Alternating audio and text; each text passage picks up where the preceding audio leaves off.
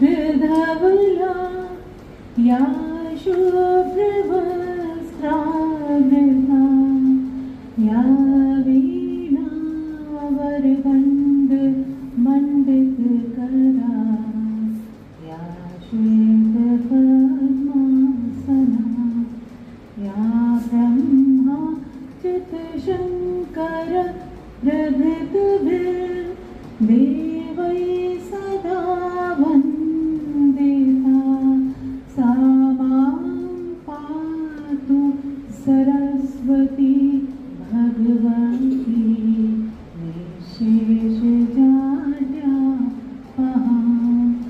माँ भारती को प्रणाम करते हुए आज अखिल भारतीय संस्कृत परिषद के इस विद्वत संगोष्ठी में आप सभी को बहुत बहुत धन्यवाद कि मुझे आज इसका आमंत्रण मिला। इस सभा के अध्यक्ष प्रोफेसर उमारानी त्रिपाठी जी, विशिष्ट अतिथि डॉक्टर रवि किशोर त्रिवेदी जी और परिषद के मंत्री प्रोफेसर प्रयाग नारायण मिश्र जी, इसके कुशल संचालक डॉक्टर अनिल कुमार पोरवाल जी, डॉक्टर रेखा शुक्ला जी, डॉक्टर गौरव सिंह जी, डॉक्टर शोभा राम दुबे जी और इसकी संयोजिका मेरी बहन डॉक्टर पत्रिका शालिनी जी, सुनैना जी और अन्य जो मुख्य हमारे समागत हैं उनको, और सबसे अधिक जो हमारे विद्यार्थी हैं उन सभी के लिए शायद ये जो आज हम हिंदी पखवाड़ा मना रहे हैं, जो देव भाषा संस्कृत और जन भाषा हिंदी को लेकर के, सबसे पहले तो आपको बधाई देना चाहती हूँ कि ये जो हिंदी दिवस मनाया जा रहा है उसके लिए आप सभी को बधाई। और माँ तो ज़्यादा प्रसन्न होती है बच्चों की उन्नति देख करके, और संस्कृत तो हमारी माँ है और उसकी बेटी आज समृद्ध हो रही है, ऐसी हिंदी हम सबके आज हम लोग उसको मना रहे हैं। क्योंकि ये मुख्यतः पहले राजभाषा दिवस के रूप में मनाया जाता था, हिंदी दिवस नहीं था इसका नाम, लेकिन फिर क्योंकि राजकाज चलाने के लिए कोई ना कोई भाषा की आवश्यकता थी, तो अपने समय में जैसे पहले संस्कृत, पाली, प्राकृत से होते हुए, अपभ्रंश से होते हुए हिंदी आई, और समय समय पर कभी फारसी हमारे यहाँ राजभाषा रही, क्योंकि राजकाज चलाने के लिए कोई ना कोई भाषा तो होती ही थी। तो मुगलों के समय में फारसी थी और टोडरमल के कहने पर अकबर ने उसको रखा था कि फारसी में कामकाज होगा। और उसके बाद अंग्रेजों का जब समय आया तब हम सभी जानते हैं अंग्रेजी रही, और जो 1917 की बात है, गांधी जी ने जो एक सपना देखा था कि एक हमारी राष्ट्रभाषा होगी जब हमारा देश स्वतंत्र होगा, तो ये जो भाषा थी इसके लिए ये कहा गया, देश आजाद हो गया 14 सितंबर 1949 में। ये हमारे यहाँ संविधान ने हिंदी को मान्यता दी, और ये कहा गया उस समय कि ये सिर्फ 15 साल तक, क्योंकि एकदम से किसी भाषा में हम काम नहीं कर सकते हैं अंग्रेजी छोड़ करके, क्योंकि राजकाज जो चल रहा है उसमें कुछ व्यवधान होगा। तो ये कहा गया कि थोड़े समय के लिए 15 सालों तक हम इसका अभ्यास करेंगे हिंदी का, उसके बाद ये ही राष्ट्रभाषा हो जाएगी। तो जो एक, लेकिन वो फिर 65 में इसको समाप्त हो जाना था, लेकिन तमिलनाडु में कुछ विरोध हुआ, जिसके कारण ये फिर 1963 में ही कुछ एक अधिनियम आ गया, और जिसके अनुसार ये राजभाषा अधिनियम बना, जिसमें 343 से लेकर के 351 के बीच ये जो अनुच्छेद है उसमें इसको राजभाषा का जो दर्जा दिया गया, और भी चीज़ें न्यायालय में क्या होगा, इस तरह से ये हमारी भाषा जो है आई राजभाषा के रूप में, और बहुत विरोधों का इसको सामना करना पड़ा। और ये जो है 14 सितंबर मनाया जाता है, ये प्रतिष्ठानों का पर्व जो हिंदी दिवस के रूप में हम लोग इसको जानते हैं, समझते हैं, लेकिन ये हम लोगों के लिए बहुत अच्छी बात भी नहीं है, क्योंकि अभी तक हमारी जो राष्ट्रभाषा है, क्योंकि जो भी देश स्वतंत्र होता है उसकी अपनी एक पहचान होती है, उसके लिए उसकी एक अपनी भाषा होती है जिसमें वो कार्य करता है। नहीं तो गांधी जी ने कहा था कि वो राष्ट्र मूक है, जो बोलना ही नहीं जानता। तो आप लोग तो संस्कृत के विद्वान है, मूकम करोति वाचालम, ये कहा गया है कि तो ये सारी चीजें हम लोगों के यहाँ बात होती रहती है और ये चलता रहता है, क्योंकि जब कोई स्वतंत्र देश होता है उसकी स्वभाषा होती है, स्वदेशी की बात वो करता है और स्वराज की बात करता है। तो स्वभाषा, स्वदेशी और स्वराज, और जो भाषा पहले भक्ति काल में जब हम आते हैं, बहुत हम विस्तृत नहीं हिंदी को लेंगे क्योंकि आप सभी इससे विज्ञ हैं, जानते हैं कि जो शब्द ब्रह्म की भाषा थी उसको रोटी की भाषा हिंदी ने बनाया। इसलिए ये आज मतलब हम केवल चिंतन और ध्यान में ही ना रहें, बल्कि रोजी रोटी जो पेट की भाषा है, आजीविका की भाषा है, वो हमारी ये हिंदी भाषा है। इसके अर्थ में और ये विदेशों में भी आज लगभग 175 देशों में बोली जाती है, उसमें कामकाज होता है। और हमारे यहाँ विश्वविद्यालय में भी लगभग 78 देशों से लोग आए हैं और इसका अध्ययन कर रहे हैं। इस समय भी पोलैंड की एक लड़की है जो एमए कर रही है इसमें, और एक कजाकिस्तान से आई है, वो भी एमए कर रही है। और मेरे निर्देशन में एक चीन की एक छात्रा है, वो कर रही है, रिसर्च कर रही है। और इस समय एक जर्मन भाषा में सुगम हिंदी का पाठ्यक्रम भी चल रहा है, वो जर्मन लड़की आई है, वो कर रही है। तो जैसा कि विषय हमारा आज का ये है कि जो देववाणी है वहां से यात्रा शुरू करके जनवाणी तक वो कैसे पहुंची, ये तो थी अभी तक हमारी हिंदी भाषा की बात। अब हम देववाणी पे आते हैं, क्योंकि ये देवताओं की वाणी है, या ये कहें कि भारत का जो सांस्कृतिक है, जो सौहार्द है, वो अगर कहीं दिखाई देता है तो वो संस्कृत में ही है। और संस्कृत के कारण ही हम ये कहना चाहेंगे, क्योंकि जो देववाणी को जब हम बात करते हैं तो उसे पूजा से जोड़ते हैं, उसे आस्था से जोड़ते हैं। और हमारी जो वही जो हिंदी है वो जनवाणी, मतलब लोक में व्यवहृत होती है, लोक में बोली जाती है, लोक में उसका प्रयोग होता है, इसलिए वो जनवाणी कहलाती है। तो सबसे पहले तो ये बात कहना चाहेंगे।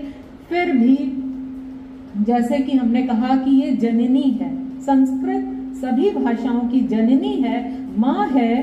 तो जितने भी हमारे भारतीय ग्रंथ हैं, चाहे वेद हो, उपनिषद हो, जितना कुछ भी आपको ये दिखाई देता है कि हमारी भारतीय ज्ञान परंपरा को बढ़ाने वाला है, वह सब कुछ संस्कृत में ही मिलता है। मतलब उसकी जड़ जो है वो संस्कृत में ही है। और ये हम लोग जो पेड़ है उसको बड़ा होता हुआ देख रहे हैं, कुछ पत्ते हैं उसके, कुछ फूल हैं, कुछ फल हैं, लेकिन जड़ तो उसकी मूल जो है वो संस्कृति ही है।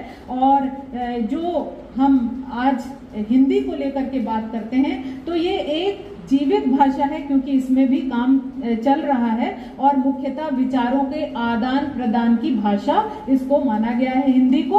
और संस्कृत, जैसा कि अभी आपने इतना विद्वतापूर्ण भाषण, अभी आपने वक्तव्य सुना, और इसलिए हम संस्कृत की ओर और आकृष्ट होते हैं। हम यहाँ पर इसलिए तो आए ही थे कि कुछ सीखने आए हैं यहाँ आपसे, क्योंकि संस्कृत ही मूल है। और अब हमें ये लगता है कि हमें ज्यादा से ज्यादा संस्कृत पढ़ना चाहिए, अगर हमें अपनी भारतीयता को जानना है, अगर हमें अपनी परंपरा को जानना है। क्योंकि नहीं तो वो योग जो है जब योगा के रूप में आएगा तब हम जानेंगे। और योग को जो हमारे यहाँ पतंजलि आदि ऋषियों के समय में योग आदि की चर्चा होती थी, उससे हम लोग कुछ हम जानते ही नहीं है। जब दूसरा आके हमें बताता है अरे आपके वेद में ये है, इतना पुराना है, तब हमें ज्ञान होता है। ये हमारी अपनी कमजोरी है। और जैसा कि संस्कृत हमने कहा, संग और स्कृत, अगर हम गलत हो तो आप शुद्ध कर लीजिएगा, कि मतलब होता है पूरी तरह से जो संयोजित है, जो परिष्कृत है, जो परिमार्जित है, ऐसी मंजी हुई भाषा जो है वो संस्कृत है। और इसका इतिहास तो बहुत पुराना है। ऋग्वेद भी इसी में लिखे गए हैं। ऋग्वेद, यजुर्वेद, सामवेद, अथर्ववेद की ये भाषा है। इसमें बहुत सारे महाकाव्य, चाहे वो रामायण हो, चाहे वो महाभारत हो, ये इसमें लिखे गए हैं। और जितने नाटक हैं, अभी नाटक की बात की थी, भरत मुनि का नाट्य शास्त्र इसी में है, जिसे पंचम वेद की संज्ञा दी गई है और उसको आज भी उतना ही स्थान दिया जाता है जितना पहले था। हम लोग भले उसको आगे न ले जा पाए, ये हमारी अपनी कमजोरी है। तो जो देववाणी थी, जो ऋषियों के नाम से जुड़ी हुई थी, और ये भारत की संस्कृत जो है आत्मा, परंपरा और बौद्धिकता से परिपूर्ण ये भाषा है। और आपको जितना मैंने थोड़ा अध्ययन किया है उसके हिसाब से बताना चाहूंगी कि संस्कृत में लगभग 1700 धातुएं हैं और 70 प्रत्यय हैं और 80 उपसर्ग है। अगर कहीं गलत होगा तो आप संशोधित कर देंगे। इनके योग से जो शब्द बनते हैं उनकी संख्या लगभग 27,20,000 है। तो ये इतनी समृद्ध भाषा है। और ये क्योंकि भारत की आत्मा की अभिव्यक्ति इसी में होती है। हमारी आत्मा कहाँ है? ये तो शरीर आप देख रहे हैं कि ये जो उपादान हम लोग अभी हम आपको आगे बताएंगे कि कैसे हम इसको कहते हैं कि ये आत्मा है। और ये ऋषियों की वाणी का इसमें स्पंदन सुनाई देता है। और जो सनातन ज्ञान का अनंत स्रोत है वो इसमें मिलता है। उस अनंत स्रोत को ढूंढने का काम हमारा और आपका है। उस पर हम कितना काम करेंगे, ये हमारी परंपरा, हमारी प्रज्ञा और वैश्विक जितना भी ये बौद्धिकता है, ये सब हमें संस्कृत ही उसकी आधारभूत है। और हम ही उसको नहीं जानते हैं, हम उसको जब नहीं समझते हैं। जैसे कि हम ऐसा क्यों कह रहे हैं, उसके हम आपको कुछ उदाहरण भी बताना चाहेंगे। जैसे कि कृषि में ट्रैक्टर का उपयोग होता है। आप क्योंकि अब बड़े भाई हमारे यहाँ कुछ शब्द हमें बता गए, तो उसी के क्रम में महाजनो ये गता सपंथा, तो जहाँ बड़े लोग जाते हैं वही। तो ट्रैक्टर जो है वो हल जैसा काम करता है, जोतता है। लेकिन उसके लिए संस्कृत में कर्षित्रम शब्द आता है। देखिए, जो पृथ्वी को, ट्रैक्टर में वो बात नहीं है, क्यों नहीं है वो हम आपको बताएंगे। कर्षित्रम क्या है? जो जोतता है, हल जोतना मतलब जो भूमि को खोदने का काम करता है। इनके शब्दों पर ही ध्यान दीजिए। ऐसी जब हम जर्मन भाषा का अध्ययन कर रहे थे तो उस समय हमने देखा कि संस्कृत सबसे ज्यादा ये कहा जाएगा कि क्योंकि हम लोग जो है रिसर्च इतना नहीं कर पाए हैं, इसलिए हम उसकी जो महत्ता है उसको नहीं प्रदर्शित कर पाए। कंप्यूटर के लिए सबसे ज्यादा अगर कोई उपयोगी भाषा है तो वो संस्कृत ही है। और वो क्यों है? फोनेटिक है, मतलब ये ध्वन्यात्मक है, जैसा बोलो वैसा पढ़ो। और ये इस तरह की भाषा जब आती है, या जब भूमि को लेवल करने की, बराबर करने की बात होती है, तब मदिका शायद वो शब्द है जिसे बराबर करते हैं। तो ये जो है, ये शब्द क्यों बना कि जो अपनी भाषा के शब्द हम प्रयोग करें तो उससे हमारा शब्द मिटेगा नहीं, बल्कि और अभिवृद्धि उसमें होगी, उसमें वृद्धि होगी, हमारे ज्ञान में भी और शब्दों का भी हमारे पास संचयन और संकलन रहेगा। जैसे बाइसिकल कहा जाता है अंग्रेजी में, एक शब्द आता है बाइसिकल, साइकिल के लिए। तो उसके वो क्या अंग को बताता है? नहीं बताता है। और जब संस्कृत की हम बात करते हैं तो वहां पर स्पष्ट होता है, मतलब शब्द बोलते हैं, शब्द की व्युत्पत्ति करिए। तो यहाँ पर जैसे चेन के लिए श्रृंखला आता है। चेन मतलब क्या? श्रृंखला, एक दूसरे से जुड़ा हुआ जो होता है ना। तो ये जो अगर हम उसकी बात करते हैं, मतलब ये ऐसी सामर्थ्यशालिनी भाषा है कि जो शब्द बना करके दूसरी भाषा को देती तो है, ये नहीं कि उसको गायब कर दे, ऐसा भी नहीं है उसको, बल्कि उसमें अभिवृद्धि करती है, उसमें और इजाफा करती है, उसमें और भाषाओं को वो देववाणी है, क्योंकि देवता अगर हम माँ जो है वो अपने बच्चों को मरने नहीं देती है, किसी भी तरह से उसका भरण पोषण संरक्षण करेगी। इसी तरह से संस्कृत भी ये ऐसे ही नहीं, वो हमारी मातृ भाषा या जननी भाषा है, तो ये जीवित भाषा है, इसीलिए ये देववाणी है, ये लिविंग लैंग्वेज इसको कहा गया। जैसे कि अब आपको उदाहरण बताएंगे, जैसे डेड, इंग्लिश में शब्द आता है डेड, मतलब मृत, उसके लिए एक ही आता है, हमारे यहाँ नहीं, संस्कृत में बहुत सारे हैं। जैसे फोन डेड हो गया तो क्या आप कहेंगे फोन मृत हो गया? नहीं, फोन निष्क्रिय हो गया, उसके लिए निष्क्रिय शब्द आएगा, है ना। और अगर मतलब हम मृत फोन नहीं कहेंगे। उसके बाद जैसे डेड मनी हो गई तो वहां मृत धन नहीं हो जाएगा। तो इसी तरह डेड लेटर है, तो उसको भी हम जो है ये नहीं कहेंगे कि जिसका पता नहीं मालूम होता है तो उसे कहा जाता है मृत पत्र, है ना, उसके लिए डेड लेटर की बात की गई है। वहां ऐसा नहीं है संस्कृत में। संस्कृत में किसी भी भाषा में अगर विषय में स्पष्टता देखनी हो तो वो हम संस्कृत में जाएं, और ऐसी भाषा संस्कृत है। और भाषा अगर शुद्ध है तो प्रत्येक के लिए संस्कृत में प्रत्येक शब्द जो है अलग अलग कार्य को बताता है। अब वो कैसे बताता है, अब इसके लिए हम आपको आगे बताना चाहेंगे। जैसे कि थोड़ा आगे बताएंगे, पहले हम एक बात और कहना चाहेंगे कि जो भाषा है अब उसका कार्य क्या है। केवल विचारों का, जैसा हम सुनते हैं कि भाषा क्या है, विचारों के आदान प्रदान का साधन नहीं। विचारों का आदान प्रदान तो हम मौन होकर के भी कर सकते हैं, बिना भाषा के भी कर सकते हैं। पशु पक्षी कैसे, वो तो बोल नहीं पाते हैं, या मौन की भी अपनी एक भाषा होती है। ये भी कहा जाता है का जो है आंखों आंखों में बात करती है, भरे मौन में करत है नैनन ही सो बात। तो उसके लिए केवल विचारों के आदान प्रदान के लिए भाषा नहीं है। भाषा में जब स्वयं में संपूर्णता हो, उसमें स्पष्टता हो, और कभी कभी आपने ये देखा होगा कि जहां प्रतीक जो है फेल हो जाते हैं, ये उपमान मैले हो गए, देवता इन प्रतीकों के कर गए हैं कूच, ये जो है अज्ञेय जी की पंक्तियां हैं, तो हम कहते हैं कि भाषा भी यहाँ पर फेल हो गई। तो मतलब अगर खाली विचार विनिमय होता तो वो नहीं है। हम फिर से बात करेंगे संस्कृत की, कि संस्कृत में संरचना ही ऐसी है कि जो मूल को मजबूत करती है, मतलब हमारी जड़ों को पानी देती है। पत्तियों में, फूलों में पानी देने की आवश्यकता नहीं है। संस्कृत मजबूत रखिए, बहुत अच्छी आप भाषा में आगे और भी उन्नति करेंगे।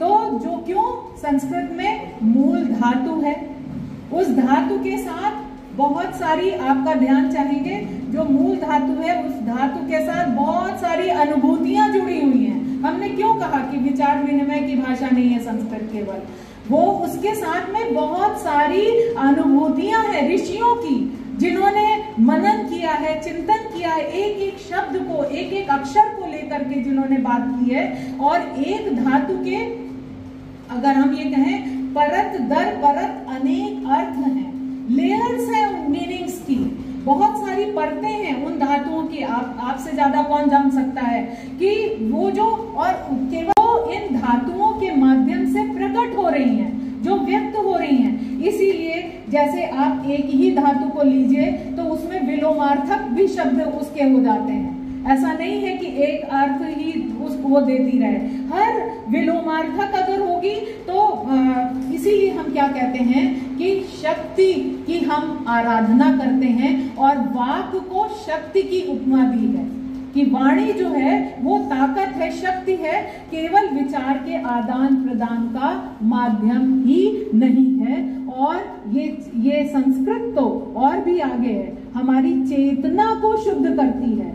जो बाहरी आवरण है, जैसे ये हमारा शरीर है ना, फिर मन हुआ, अंदर की बात हम स्थूल शरीर, सूक्ष्म शरीर, कारण शरीर की बात करते हैं हम लोग। तो स्थूल जो है उसके भी अंदर हम जब जाते हैं, जब हम चेतना की, चैतन्य की, सच्चित आनंद की जब बात करते हैं तो वहां पर क्या है, सत के साथ चैतन्य है जुड़ा हुआ है। तो चेतना की जो विकसित करने का जो कार्य करती है वो संस्कृत है, इसलिए ये देववाणी कही गई है, इसलिए ये देवताओं की भाषा है। और उसको इस भूमिका को निभाने में आपने देखा होगा दुर्गा सप्तशती का पाठ अब हम लोग सोमवार से करने वाले हैं, तो उसमें हम काम करते करते सुनते हुए ऐसी मंत्रमयी भाषा है कि जहां भी संस्कृत सुनाई देती हम रुक जाते हैं, और किसी भी भाषा में ये शक्ति नहीं है।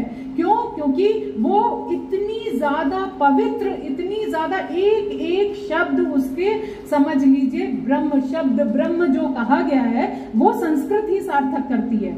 और इसीलिए जो डॉक्टर साहब ने साला शब्द का जो बताया, श्याला मतलब गाली भी जो है वो आशीर्वाद की तरह से यहाँ बरसती है, ऐसी हमारी संस्कृत है। और जो इसमें क्या है, एक वस्तु के लिए अगर मान लीजिए कोई बात यहाँ कही जा रही है संस्कृत में, तो उसके पीछे पूरी एक परंपरा है ऋषियों का अध्ययन है, ऋषियों का अनुभव उस शब्द में निहित होता है, उस एक एक शब्द में, एक एक अक्षर में उन ऋषियों की तपस्या है, ऐसे ही नहीं वो शब्द बन गए। तो जब हम उस शब्द ब्रह्म को समझेंगे तब हमें समझ में आएगा कि अरे ये क्यों नहीं मिट सकती, कभी नहीं मिट सकती, चाहे कितना भी प्रयोग किया जाए ये कभी नहीं मिटेगी।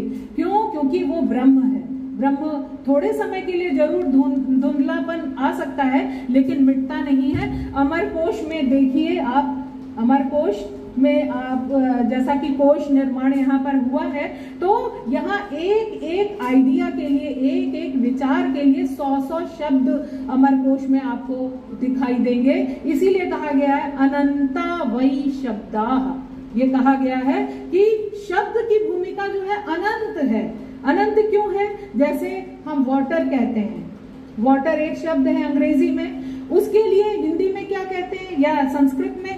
पानी, वारी, नीर, ये सब उसके पर्यायवाची हैं, निकट ये उसके, जल के निकट हैं। लेकिन क्या ये एक ही चीज को कह रहे हैं? नहीं।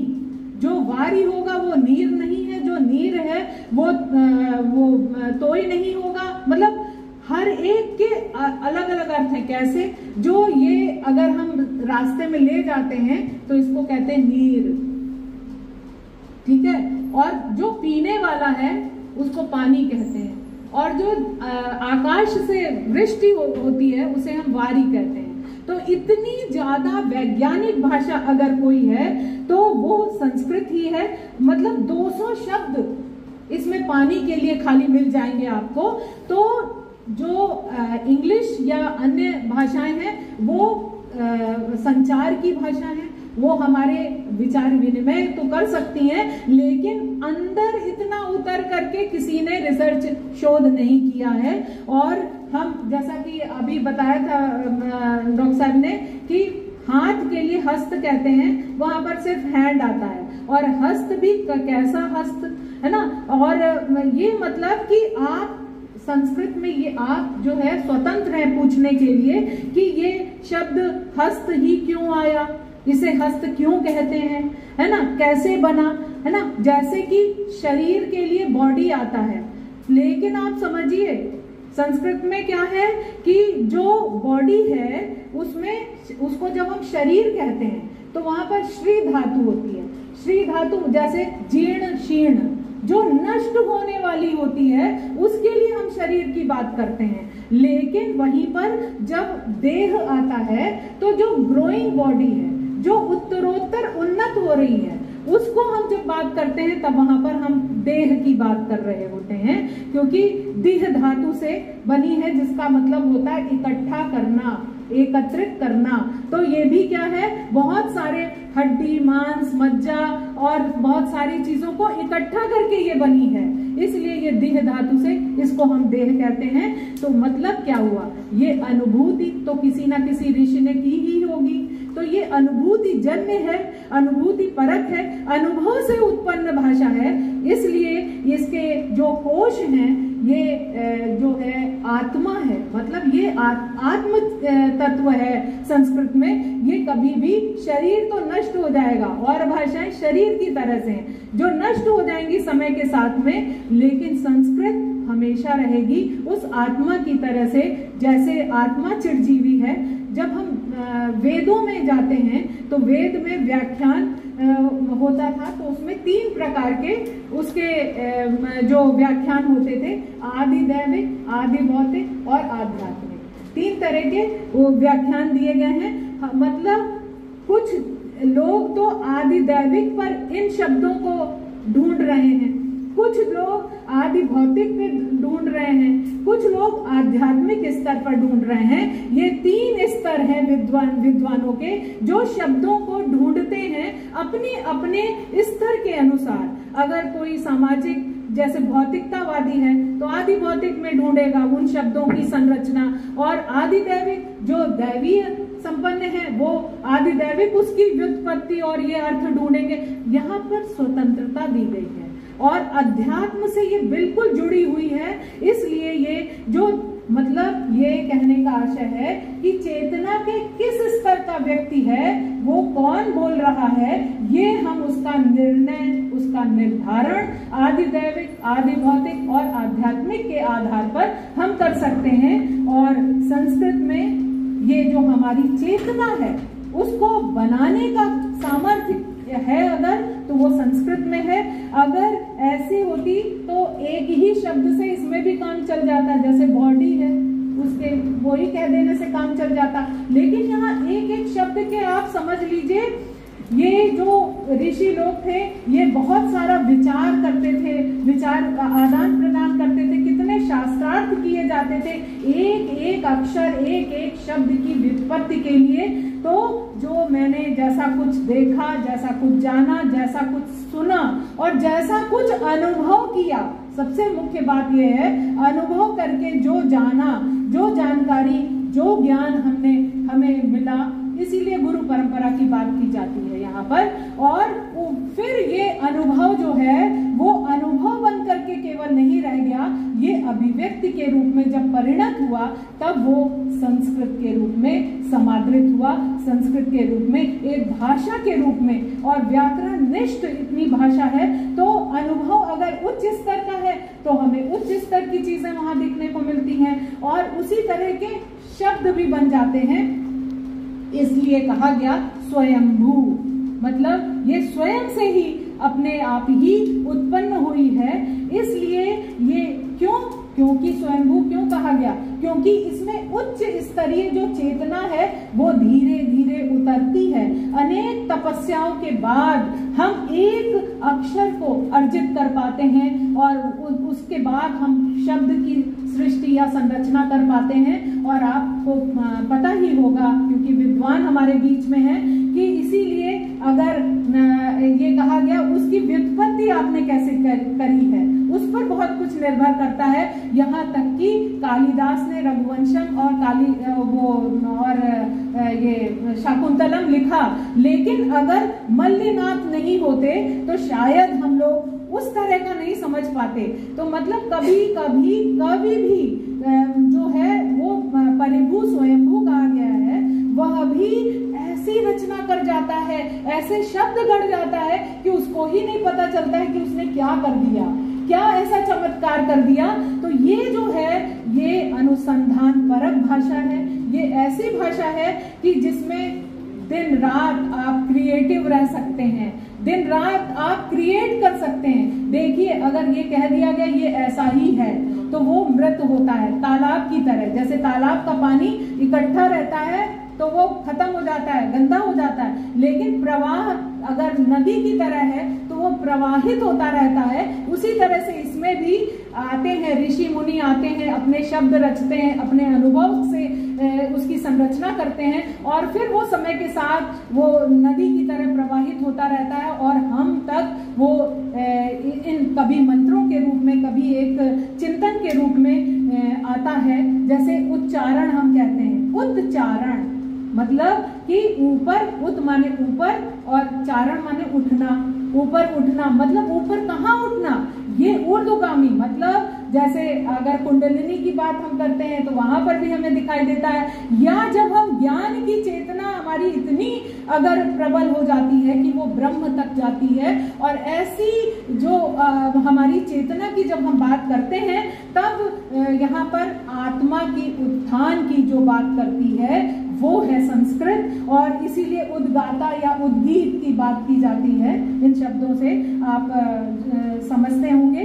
तो जब हम दूसरी भाषा बोलते हैं तो थक जाते हैं, लेकिन ये ऐसी भाषा है, इसमें कितने भी आप मंत्र बोलते रहिए, कान को इतना सुंदर लगता है और लगता है और भी अभी चलता रहे चलता रहे, इसमें थकावट नहीं होती है। क्यों? क्योंकि इसमें देवत्व है, इसमें आत्मा है हमारी, तो वो बोल रही होती है। इसलिए आपको बताएं 900 फूलों के नाम आध्यात्मिक स्तर पर भी बताए गए हैं, और उसका भी संदेश दिया गया है कि वो फूल क्या बोलते हैं। मतलब हम उसको भी पढ़ने का मादा अगर रखते हैं तो हमें संस्कृत के पास जाना चाहिए, और अ से लेकर के भी लगभग अ सिर्फ अगर हम लिखते हैं उसके भी 30 से ज्यादा अर्थ हमें मिलते हैं अपने कोशों में। ये हमें देना चाहिए। ये आप एकाक्षर कोश में जाकर के देख सकते हैं कि किस तरह से आ क्यों है, ठीक है, और इसका किस देवता से संबंध है, इसका किस नक्षत्र से संबंध है। मतलब हर तरह से हमने अपने जो है अक्षर के पीछे, क्योंकि अनुभूतियां हैं, उसके गुण क्या हैं, वो किस तरह से बना है, ये सारी चीजें। जैसे क हमने कहा तो क जो है वो अल्प प्राण है ना, ख महाप्राण है। तो जब क कहा तो वहां पर बीज की बात होती है, छोटा केंद्र जैसे, है ना। तो और ख जब कहते हैं तो ख जब कहते हैं तो उच्चारण में ही समझिए विस्तार की अनुभूति होती है, जिसमें खुलना होता है, खिलना होता है, खुलना खिलना। खग जो आकाश में, ख आकाश को कहते हैं जहां विस्तार होता है। ये ऐसे ही नहीं शब्द बन गए हैं। ग जो होता है उसमें क्या है, गति है, उसमें एक संचरण की भावना है, इसमें गत्यात्मकता है, इसीलिए गीत कहा गया है, गति है। ये सब तो शब्द और अर्थ का जितना घनिष्ठ संबंध संस्कृत में है, इसीलिए वागार्थाव्यव संपृक्तो कहा गया है। वाणी और अर्थ मतलब जो हमारी साउंड है, जो सेंस है, जो सिंबल है, इन सब में नित्य संबंध कैसा है वो हमारी संस्कृत बताती है, वो हमारी देववाणी बताती है। जैसे आनो भद्रा कृतवो यंतु कहा गया, चारों ओर से हम अच्छे विचार लाएं। तो यहाँ पर और बस बात इतनी सी है कि हम उसको भूलते जा रहे हैं, उस देववाणी को। देवता भी जिसमें वार्तालाप करते हैं, ऐसी उस वाणी में कुछ तो है ना, तभी तो हम इतना जो है आज भी कितना भी कोई नष्ट करने की कोशिश करे, ये कभी नष्ट नहीं होगी। और एक और चीज कहना चाहूंगी, सब जो जितने भी प्रश्नवाचक हैं वो क से ही क्यों शुरू होते हैं, उसका भी एक अपना इतिहास है। किम, कह, मतलब हिंदी में कहें कौन, ये सब क्यों शुरू होते हैं। जब अंग्रेजी जो है उसमें वाई होता है, WHY, वॉट, WH, तो इसको भी पहले क की तरह उच्चारित किया जाता था, ठीक है, क्योंकि क कौन, क अभी हमने आपको बताया ना, केंद्र में यही है। तो ये जो है जैसे क्वेश्चन, क्विज ये था, लेकिन बाद में फिर अंग्रेजी में भी आ गया। तो जो शब्द कैसे खुले हैं, शब्दों का वर्ण कहाँ, स्पर्श, वर्णों में स्पर्श प्रधान होता है, और स्वर जो होते हैं वो उनमें खुलना होता है, अ आ ई ना, ये खुले हो, इनमें खुलना होता है। और क ख ग घ ये सब जो है इनमें स्पर्श होता है, ये म्यूट होते हैं, इनमें स्टॉप होता है, ठीक है। तो इस तरह से जब हम आगे और चलेंगे, कहने को वो बहुत सारी बातें हैं, लेकिन बस क्योंकि समय की भी अपनी व्यवस्था है, तो आपकी परीक्षा धैर्य की नहीं लेना चाहेंगे। सिर्फ इतना कहना चाहेंगे कि एक कवि की पंक्तियां हैं, उसमें उन्होंने कहा है, बंगाली को बंगला प्यारी, तमिल चाहे मद्रासी, पंजाबी गुरमुखी उचारे, हिंदी दिल्ली की दासी, इसकी शहजादी अंग्रेजी। लेकिन उसकी पटरानी संस्कृत मगर प्रेम की भाषा अब तक हाय बनी है बनवासी। उस बनवासी भाषा को हमें लेकर के आना है। हमें अपनी भाषा में को जितना हम समृद्ध करेंगे, क्योंकि माँ का स्थान कोई भी आंटी या चाची नहीं ले सकती, इसलिए अपनी मातृभाषा में हमें बोलना होगा और गर्व का अनुभव करना होगा, क्योंकि आज हम जो भी हैं वो इसी भाषा के कारण हैं। इसलिए हमारे लिए ये माँ समान है और माँ हमेशा पूज्य होती है। आंटी तो थोड़े दिन के लिए आती है और चली जाती है, और इसलिए अन्य भाषाओं का भी सम्मान करते हुए, लेकिन संस्कृत और संस्कृत की बेटी हिंदी को हमें नहीं भूलना चाहिए। इसलिए बहुत अच्छा आज का जो विषय था वो था देववाणी से जनवाणी तक की जो यात्रा है, वो हमने और आपने इसमें कुछ बातों के माध्यम से हमने अपने विचार आपके सामने व्यक्त किए। कुछ भी अगर गलत हुआ हो तो उसके लिए क्षमा कीजिएगा, और इन्हीं शब्दों के साथ मैं अपनी वाणी को विराम देती हूँ। और अकस्मात मेरे जीवन में बहुत सारी चीजें आती हैं, इसलिए हम अकस्मात कभी कभी कुछ बोलना पड़ता है, लेकिन उसके लिए तैयारी आपको हमेशा रखनी चाहिए, क्योंकि वही आपके लिए एक अवसर होता है जब आप अपनी बात किसी को कह सकते हैं। और आपकी मुख्यतः मुझे आपकी बातें सुनने का यहाँ पर, क्योंकि संस्कृत इतनी समृद्ध भाषा है और आज हम जान रहे हैं कि किस धातु से बना है, क्या व्युत्पत्ति है, ये इसकी ओर हमारा मन बार बार हम घूम घूम करके देखते हैं, क्योंकि हमारे यहाँ उसकी व्युत्पत्ति, धातु और ये सब चीजें, अगर हमारा संस्कृत का अगर आपका पक्ष कमजोर है तो आप नहीं समझ सकते हैं। इन्हीं शब्दों के साथ मैं अपनी वाणी को विराम देती हूँ। जय तु संस्कृत भारती।